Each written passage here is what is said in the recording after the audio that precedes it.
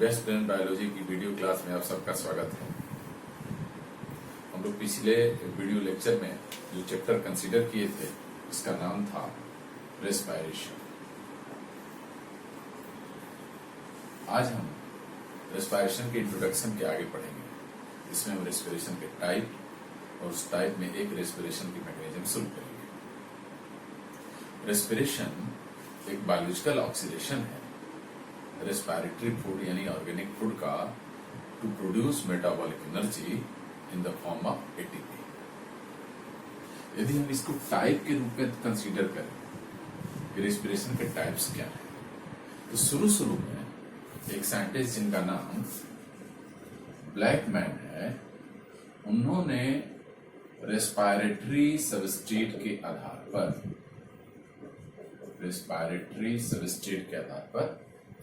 दो टाइप के रेस्पिरेशन बताए थे। एक का नाम था फ्लोटिंग रेस्पिरेशन और दूसरे का नाम है प्रोटोप्लाज्मिक रेस्पिरेशन। जब सेल एनर्जी का प्रोडक्शन कार्बोहाइड्रेट या फिर फैट से करे, उस समय रेस्पिरेशन का नाम floating. In case of floating respiration, cell produces energy by using carbohydrate और fat. In this case, protoplasmic respiration, the cell produces energy using protoplasmic content, proteins. जब सेल प्रोटीन का यूज करके एनर्जी का production करे, तो उस respiration को Blackman ने प्रोटोप्लाज्मिक कहा था। और जब सेल एनर्जी का प्रोडक्शन कार्बोहाइड्रेट या फैट का यूज करके करे, तो उसको उन्होंने फ्लोटिंग रेस्पिरेशन। अब बात को समझिए। आगे जब पढ़ाई बढ़ी तो पता चला कि universal respiratory substrate of each and every cell is glucose, it is a carbohydrate. जब सभी का रेस्पिरेटरी सबस्ट्रेट जो पसंदीदा है सेल के लिए एक ही है, तो हम उस रेस्पिरेटरी सबस्ट्रेट को टाइप बनाकर, बेसिस बनाकर टाइप कैसे बना सकते हैं? चाहे यूकैरियोट हो या प्रोकैरियोट, यूनिसेलुलर हो या मल्टीसेलुलर, कार्डेट हो या नॉन कार्डेट, एनिमल हो या प्लांट हो, सभी के सभी कार्बोहाइड्रेट प्रिफर करते हैं, ग्लूकोज प्रिफर करते हैं एज ए सबस्ट्रेट। यानी सभी का पसंदीदा रेस्पिरेशन फ्लोटिंग रेस्पिरेशन है। इसलिए आगे चलकर इस तरह की पढ़ाई टाइप ऑफ रेस्पिरेशन की बंद हो गई। फिर आगे क्या आया? जो सब में यूज नहीं होने वाली चीज होगी, वही बेसिस ऑफ टाइप बनेगा, और वह था utilization of atmospheric oxygen. On the basis of atmospheric oxygen utilization,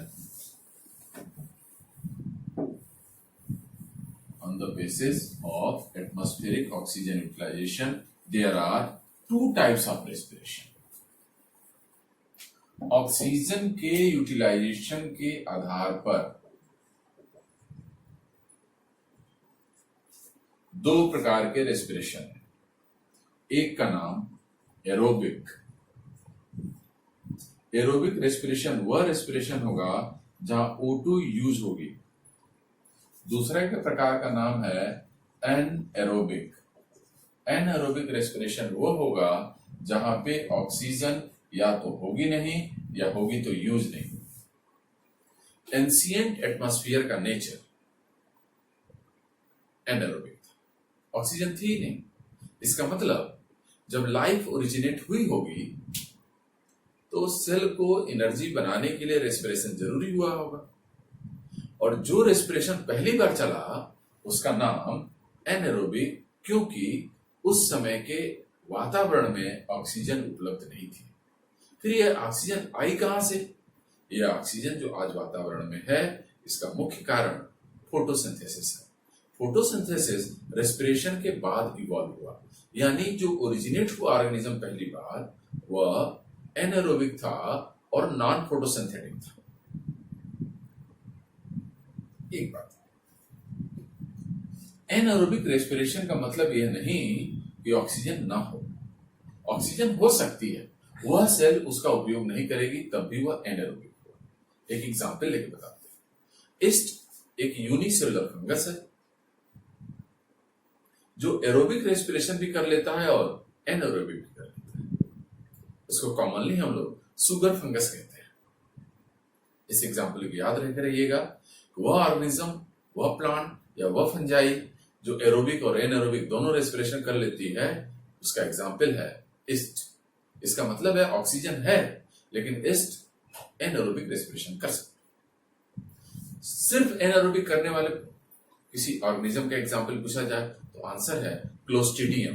clostridium is a bacteria.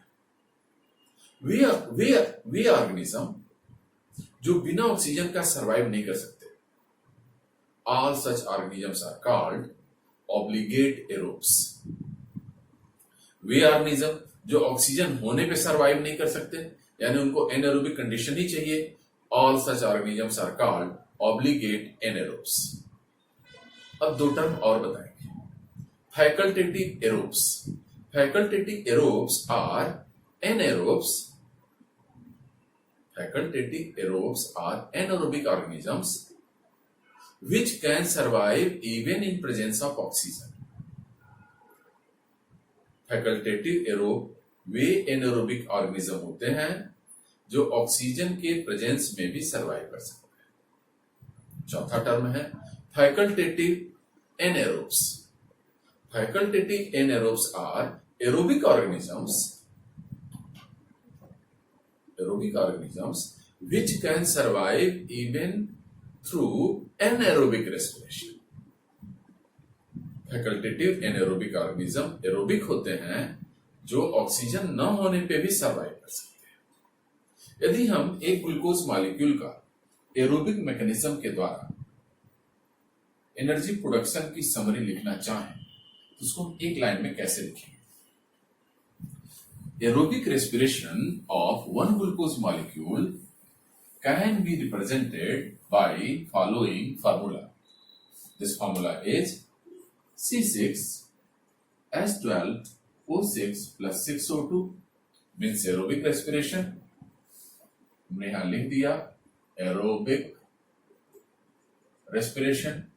As a result of aerobic respiration of glucose, one molecule of glucose, there will be formation of 6CO2 plus 6O2 plus 686 kilocalorie energy. यहां एक बात याद रखना है, ये सारी की सारी एनर्जी एटीपी में कन्वर्ट नहीं होती। The efficiency of aerobic respiration is about 40%. What does it mean?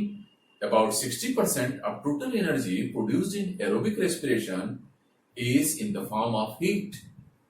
Aerobic respiration में सर्वाधिक मात्रा में एनर्जी एटीपी के रूप में नहीं निकलती। सर्वाधिक मात्रा की एनर्जी तो हीट है जो कुल एनर्जी का 60% है। यानी इस तरह से एफिशिएंसी एनर्जी कन्वर्जन की सिर्फ 40% है। अब हम एरोबिक रेस्पिरेशन का मैकेनिज्म बताएंगे। इसको कॉपी कर लीजिएगा। C6H12O6 plus 6O2 aerobic respiration, 6CO2 plus 6O2 plus 686 kilocalorie energy.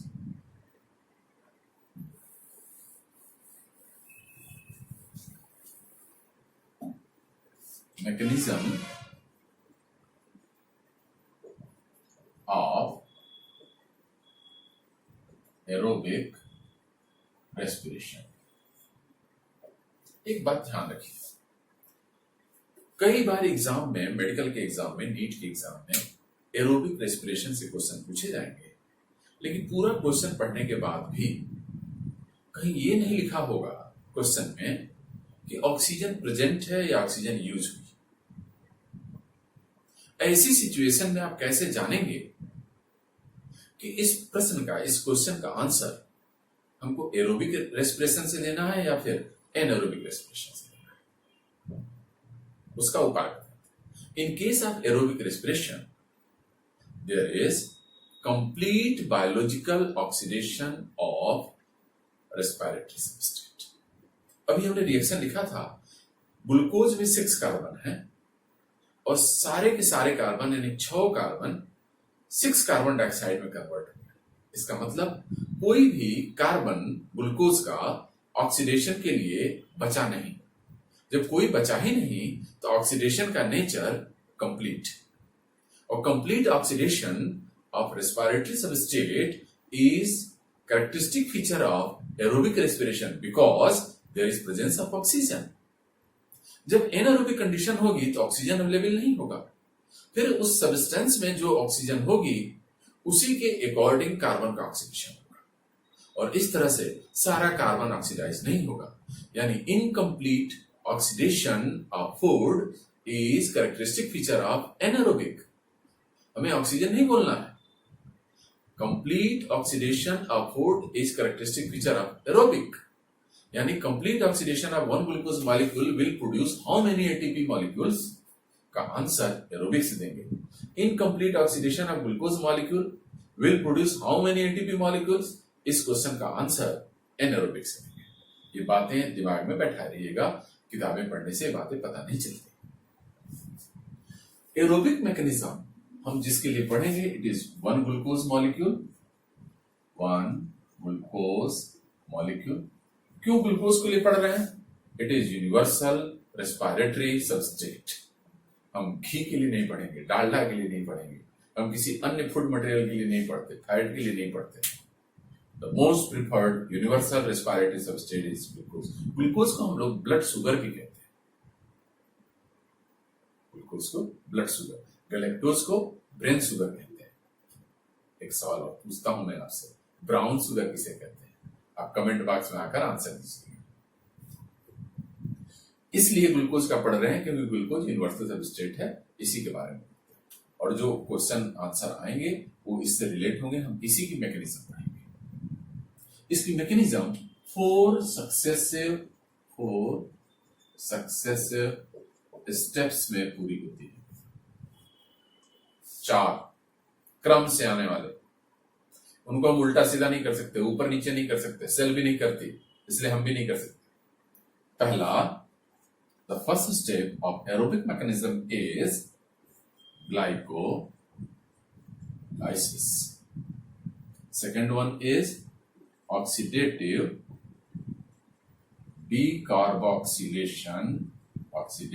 Decarboxylation of pyruvic acid. यहां ध्यान रखना है, पायरुविक एसिड ग्लाइकोलिसिस का एंड प्रोडक्ट है। जब तक ग्लाइकोलिसिस नहीं चलेगी यह वाला रिएक्शन नहीं चल सकता, यानी क्रम हो गया। Third, Krebs cycle. Pyruvic acid का ऑक्सीडेटिव डिकार्बोक्सिलेशन होने पर एसिटिल कोएंजाइम ए बनती है। Acetyl coenzyme A is substrate for Krebs cycle, यानी जब तक सेकेंड स्टेप नहीं चलेगा थर्ड स्टेप नहीं चलेगा। Fourth and last is ETS and oxidative phosphorylation। ये इस क्रम में होने वाले स्टेप्स हैं। पहले ग्लाइकोलिसिस, फिर oxidative decarboxylation of pyruvic acid, फिर क्रेब्स साइकिल, फिर लास्ट में ETS और ऑक्सीडेटिव फॉस्फोरिलेशन। हमने ध्यान से एक बात आपको बताया कि ये रिएक्शन ऊपर नीचे नहीं हो सकते। ये किसके स्टेप्स हैं? मैकेनिज्म के। किसकी मैकेनिज्म के? एरोबिक रेस्पिरेशन के। एरोबिक रेस्पिरेशन की सिमिलर स्टूडेंट क्या सोचते हैं, क्या होना चाहिए? ऑक्सीजन। अब उसका एक रहस्य बताता हूं, जानिए। Steps of glycolysis do not require the presence of oxygen while it is the first step of aerobic respiration. Oxygen की जरूरत नहीं है ग्लाइकोलिसिस के स्टेप्स कराने के लिए, फिर भी वह एरोबिक रेस्पिरेशन का पहला स्टेप है। ऑक्सीडेटिव डिकार्बोक्सिलेशन ऑक्सीजन के प्रेजेंस में चलती है, यूज नहीं करती। क्रेब्स साइकिल ऑक्सीजन के प्रेजेंस में चलती है, यूज नहीं होती। The step in which oxygen will be used in aerobic mechanism is oxidative phosphorylation and ETS। ये अंतिम स्टेप में ऑक्सीजन यूज होती है।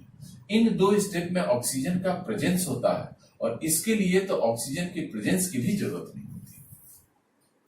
ये बातें दिमाग में बैठने से। फिर से दोहरा दे रहे हैं, पहला स्टेप ग्लाइकोलिसिस, दूसरा step oxidative decarboxylation of pyruvic acid. Pyruvic acid is the end product of glycolysis, बिना इसके हुए ये स्टेप नहीं चलने वाला। इसका एंड प्रोडक्ट है acetyl coenzyme which is the substrate of Krebs cycle, और इन तीनों में एक कोएंजाइम रिड्यूस होती है, उसका नाम है NADH2 which will be oxidized during ETS to produce ATP through oxidative phosphorylation.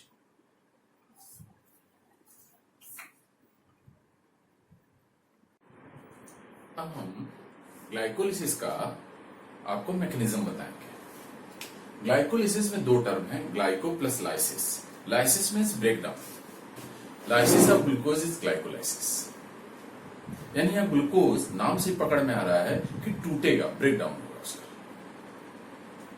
Glycolysis की खोज 3 साइंटिस्ट ने मिलकर की थी, उसमें से एक का नाम है एम्बेडेन, दूसरे का नाम है मेयरहॉफ, तीसरे का नाम है पारानास। इन तीनों के नाम का पहला लेटर जिसको हम बोलेंगे EMP के आधार पर भी ग्लाइकोलिसिस का नाम रखा गया, और नाम रखा गया EMP pathway. The another term used for glycolysis is EMP pathway. E stands for Embedden, M for Meyerhoff, P for Paranas. They are the discoverer of the glycolysis process. Glycolysis takes place in cytosol. इस cytosol में होती है। यदि cytosol option में ना हो तो आपका अगला आंसर है साइटोप्लाज्म, और यदि साइटोप्लाज्म भी ऑप्शन में ना हो तो आपका अगला आंसर है प्रोटोप्लाज्म। साइटोप्लाज्म में होने के नाते ग्लाइकोलिसिस को साइटोप्लाज्मिक रेस्पिरेशन भी कहते हैं। रहस्य की बात जानिए। The steps of glycolysis neither utilize oxygen nor evolve CO2. Glycolysis के स्टेप्स ना तो ऑक्सीजन को यूज करते हैं और ना ही कार्बन डाइऑक्साइड निकालते हैं। Yet it is the first step of aerobic respiration. Oxygen use नहीं करेगा, फिर भी एरोबिक रेस्पिरेशन का पार्ट है, और ऑक्सीजन न यूज करने के कारण, ऑक्सीजन यूज न करने के कारण it is also the part of anaerobic respiration. इसका अर्थ क्या निकला? Glycolysis is a common step of both aerobic as well as anaerobic respiration. ये बातें क्लियर रहनी चाहिए। ग्लाइकोलिसिस एरोबिक में भी हो सकता है, एनारोबिक में भी हो सकता है, क्योंकि ग्लाइकोलिसिस के स्टेप्स को ऑक्सीजन की आवश्यकता नहीं होती। यही नहीं, इस मैकेनिज्म में कहीं कार्बन डाइऑक्साइड भी इन्वॉल्व नहीं होती, यानी कोई भी कार्बन ग्लूकोज का ऑक्सीडाइज नहीं होगा। ऑक्सीडेशन होगा, कार्बन का ऑक्सीडेशन नहीं। हम अब स्टेप्स को बताते हैं। यदि प्लांट के बारे में हमको ग्लाइकोलिसिस पढ़नी हो तो उसके पास फोटोसिंथेसिस का एंड प्रोडक्ट ग्लूकोज होता है, या उसका रिजर्व फूड स्टार्च है। सपोज कर लेते हैं हम कि स्टार्च से ही प्रोसेस यदि चलानी हो तो पहले उसको हम ग्लूकोज में कन्वर्ट करेंगे, और ग्लूकोज में कन्वर्ट करने के लिए जिस एंजाइम की जरूरत होती है उसका नाम है alpha amylase. Alpha amylase can convert starch into glucose. This glucose in first step of glycolysis is converted into glucose 6 phosphate. यहां G का मतलब ग्लूकोज है, 6 है, P का मतलब फॉस्फेट है। The glucose 6 phosphate requires ATP, और उसके यूज होने से ADP में इसका कन्वर्जन हो जाएगा। इसके लिए जिस मिनरल की जरूरत होती है इट इज मैग्नीशियम आयन। जिस एंजाइम की जरूरत होती है उसका नाम है ग्लूको hexokinase. Glucohexokinase is the responsible enzyme for conversion of glucose into glucose 6 phosphate. हम लोग ग्लूकोज 6 फॉस्फेट को रॉबिन्सन एस्टर भी कहते हैं। रॉबिन्सन एस्टर ग्लूकोज 6 फॉस्फेट का पुराना नाम है। अगले स्टेप में ग्लाइकोलिसिस के यह ग्लूकोज 6 फॉस्फेट कन्वर्ट हो जाएगी फ्रक्टोज 6 फॉस्फेट में with the help of enzyme isomerase. ये ग्लूकोज का आइसोमर फ्रक्टोज है। In next step, fructose 6-phosphate utilize one molecule of ATP to form fructose 1,6-diphosphate. F for fructose, 1,6-diphosphate. With the help of enzyme phosphofructokinase, यहाँ ये भी याद रखना है, जब जब एटीपी खर्च होती है या बनती है तो मैग्नीशियम की जरूरत होती है। Magnesium is activator. In next step, with the help of enzyme aldolase, fructose 1,6-diphosphate is converted into 3-phosphoglyceraldehyde and dihydroxyacetone phosphate। ये 3-phosphoglyceraldehyde 3 कार्बन का है, डाईहाइड्रोक्सीएसीटोन फॉस्फेट भी 3 कार्बन के हैं, दोनों मिलके 6 कार्बन के। अब यहां से हम ध्यान देते हैं, ग्लूकोज में 6 कार्बन, ग्लूकोज 6-फॉस्फेट में 6 कार्बन, फ्रक्टोज 6-फॉस्फेट में 6 कार्बन, फ्रक्टोज 1,6-डाइफॉस्फेट में भी 6 कार्बन। यह यहाँ पे लाइसिस होकर 2 भागों में बट गया।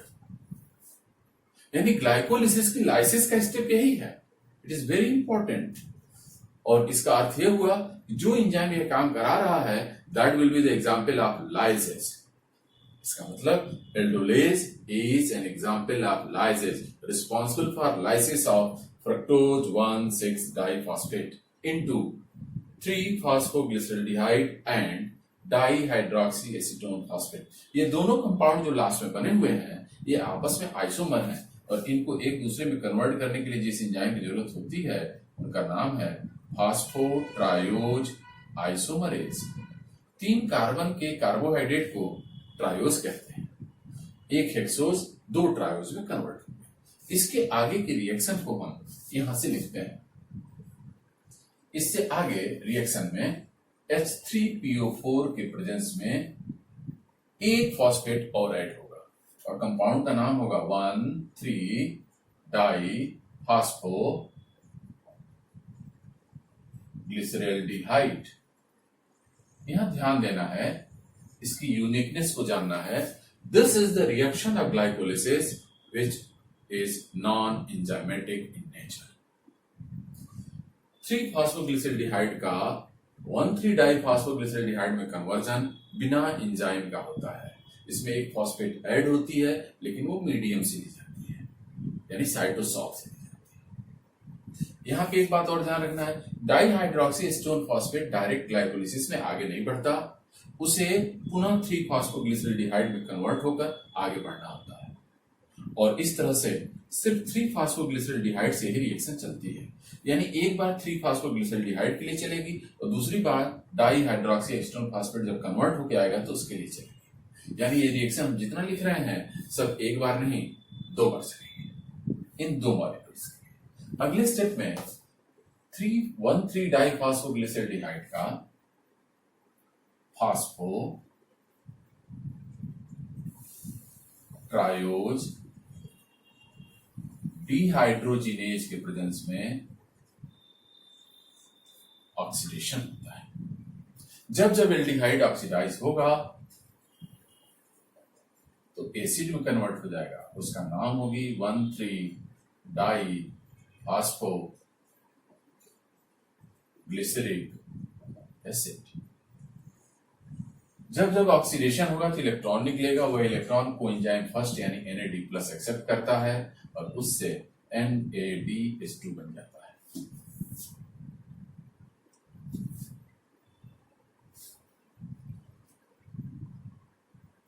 इससे अगले स्टेप में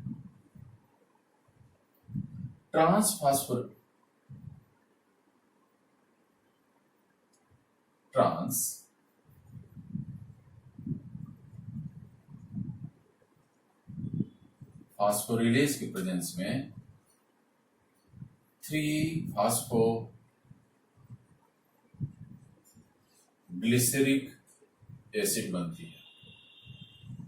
यह 3-फॉस्फोग्लिसरिक एसिड बनेगी तो एक फॉस्फेट सबस्ट्रेट से निकलेगा और वह एडीपी से जुड़कर एटीपी बना लेगा। एटीपी का बनना फॉस्फोरिलेशन है। बिना ऑक्सीजन के यूज का यह फॉस्फोरिलेशन हुआ, यानी यह ऑक्सीडेटिव फॉस्फोरिलेशन नहीं है। बिना लाइट के प्रेजेंस का यह हुआ, इसका मतलब यह फोटोफॉस्फोरिलेशन नहीं है। जो एटीपी ग्लाइकोलिसिस में बनती है बिना ऑक्सीजन और बिना लाइट के during conversion of 1,3-diphosphoglyceric acid into 3-phosphoglyceric acid is an example of substrate level phosphorylation। कोई पूछे एग्जाम में आए कि ग्लाइकोलिसिस में एटीपी किस प्रोसेस से बनती है, तो आपका आंसर है सबस्ट्रेट लेवल फॉस्फोरिलेशन।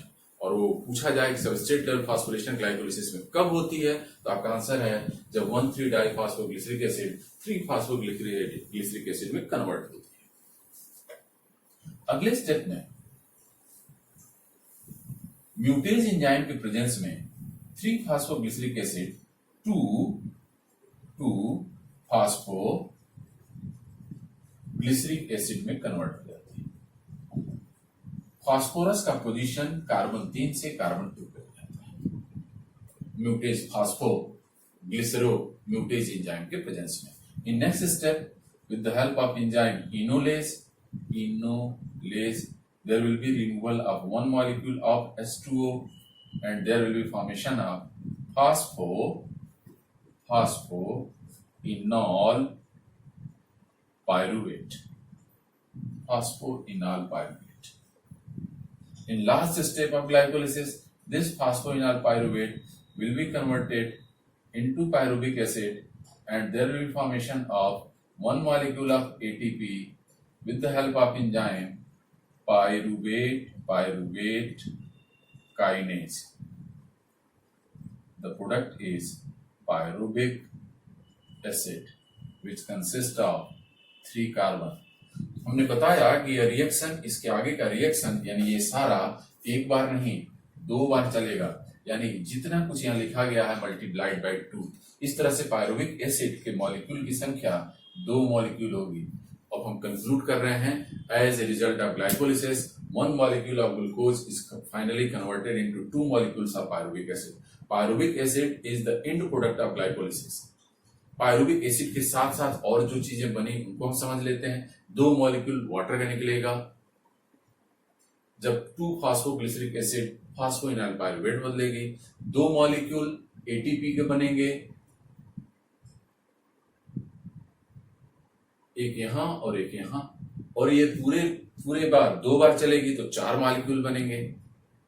2 NADH2 यहां बनेगा, क्योंकि एक यहां बनेगा और 2 बार रिएक्शन चलेगी तो यहां 2 हो गया। एक एटीपी और एक एटीपी, 2 एटीपी का खर्चा था, 4 एटीपी बना और 2 एटीपी खर्च हो गई, तो बैलेंस में 2 एटीपी रहे, यानी net gain of ATP from glycolysis of 1 glucose molecule is 4 minus 2 बराबर 2। As a result of glycolysis, each glucose molecule gives rise 2 molecules of water, 2 molecules of NADH2, 4 molecules of ATP, and 2 molecules of pyruvic acid. Since 2 molecules of ATP are consumed during the process, therefore, net gain of ATP from glycolysis will be only of 2 molecules। हमें ऐसा लग रहा है कि आप लोगों की पूरी प्रोसेस समझ में आ रही होगी, नहीं भी आ रही होगी तो फिर से एक बार हम रिवाइज करा दे रहे हैं। जल्दी जल्दी ध्यान से देखिए। यदि आप हमारे साथ न बना पाए हो तो आप अपने बुक से स्टेप्स बना लीजिएगा, लेकिन मेरी बातों को जरूर नोट कर लीजिएगा। हम बताते जा रहे हैं। स्टार्च को ग्लूकोज में कन्वर्ट करने के लिए रिस्पॉन्सिबल एंजाइम अल्फा एमाइलेज है। Glucose is the substrate of glycolysis. Pyruvic acid is the end product of glycolysis.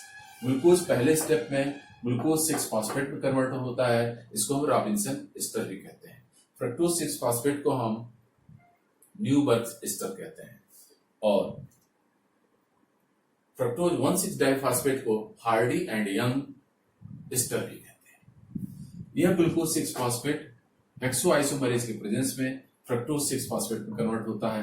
Fructose 6 phosphate फिर एक एटीपी एक्सेप्ट करके फ्रक्टोज 1,6 डाइफास्फेट बनाता है। यहाँ पे मैग्नीशियम की जरूरत पड़ती है और एंजाइम है phosphofructokinase. With the help of enzyme aldolase fructose 1,6 diphosphate का ब्रेकडाउन होता है और यहीं पे लाइसिस होती है। लाइसिस कराने वाले एंजाइम का नाम, the enzyme responsible for lysis in glycolysis, is aldolase. As a result of lysis, fructose 1,6 diphosphate is converted into one molecule of 3-phosphoglyceraldehyde and one molecule of dihydroxyacetone phosphate. These two molecules are isomers. Next step, सिर्फ aldehyde से चलती है, acetone से नहीं चलती, इसलिए acetone को इसमें कन्वर्ट होना होता है। इसके आगे के रिएक्शन यहाँ लिखे गए हैं और इसी वजह से सारे रिएक्शन को हमने 2 से मल्टीप्लाई किया है 2 बार चलने के कारण। इसके आगे का स्टेप नॉन एंजाइमेटिक रिएक्शन है जो मीडियम से फास्फोरिक एसिड लेकर 1,3 डाइफास्फोग्लिसराल्डिहाइड बनाता है। अगले स्टेप में डिहाइड्रोजनेशन होता है। डिहाइड्रोजनेशन ऑक्सीडेशन रिडक्शन का नाम है। Dehydrogenase is an example of oxidoreductase. इसके चलते एक मॉलिक्यूल NADH2 बनती है और 2 बार रिएक्शन चलने के नाते 2 मॉलिक्यूल। 1,3 डाइफास्फोग्लिसरिक एसिड एक फास्फोरस रिलीज करता है जिसको ATP एक्सेप्ट करके ATP बना लेता है through the process of substrate level phosphorylation. There is no need of light, there is no need of oxygen. इस पूरी प्रोसेस में ना ऑक्सीजन ली गई है ना कार्बन डाइऑक्साइड छोड़ी गई है। 3-फॉस्फोग्लिसरिक एसिड में फास्फोरस की पोजीशन चेंज कराते हैं फास्फोग्लिसरोम्यूटेज एंजाइम की हेल्प से और एक पोजीशन हो जाती है 2-phosphoglyceric acid. This 2-phosphoglyceric acid releases one molecule of water with the help of enzyme enolase to form phosphoenol pyruvate. This phosphoenol pyruvate is finally converted into the end product, that is a pyruvic acid, with the help of enzyme pyruvate kinase. Along with pyruvic acid, there is formation of one molecule of ATP. Final, as a result of glycolysis of one glucose molecule, following products are formed. First 2 molecules of water, 2 molecules of NADH2, 4 molecules of ATP, and 2 molecules of pyruvic acid. Since 2 molecules of ATP are used during the process, the net gain of ATP from glycolysis is only of 4 minus 2 is equal to 2 ATP molecules. Thank you so much. आपको जहां नहीं समझ में आया हो comment box में आएंगे, किसी भी एक्सरसाइज किसी भी कंपटीशन की एक्सरसाइज को सॉल्व करेंगे हमारी बातों को सुनकर। यदि उसमें कोई क्वेश्चन भी नहीं सॉल्व होता है तो उसको भी आप कमेंट में आकर मुझसे पूछ सकते हैं, मैं उसका आंसर दूंगा। Thank you so much.